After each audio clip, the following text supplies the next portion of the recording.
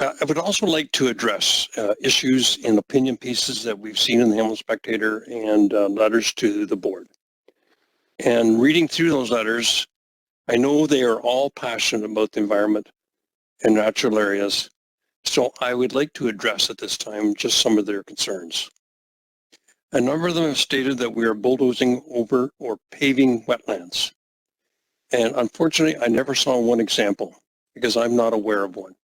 I don't know how that message got out there, but it's too bad it did. And if someone has an example, I would love to hear from you to find out what it is. In fact, we are building new wetlands at our Saltfleet site right now. One is under construction and more are planned.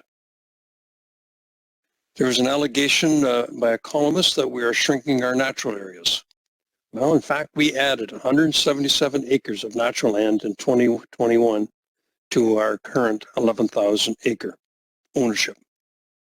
There was a lot of discussion in those correspondence and in the opinion pieces about our offsetting policy.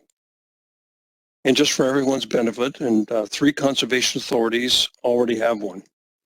The province has developed, or has allowed developers to appeal conservation authority decisions to the Ontario Land Tribunal.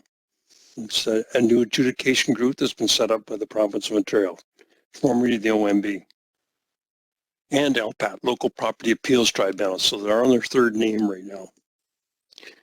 So I challenge our staff, as your board chair, should we control our own destiny with our own offsetting policy, or let the Ontario Land Tribunal do it?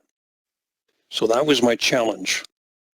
And we went through a draft policy on offsetting, put it out for public consultation, and then got a final report back from our staff to the board. And at the end, staff felt the OLT, the Ontario Land Tribunal, should be the one to make these kind of decisions. So we're a group that's passionate about our wetlands and passionate about conservation, so we decided not to touch that. In fact, the board voted unanimously to accept their recommendation, being the staff recommendation, not to have an offsetting policy. And of course, being unanimous, it included my support. But let me make it very clear. I have not and will not compromise conservation as chair of the HCA. It is our job to protect our watershed.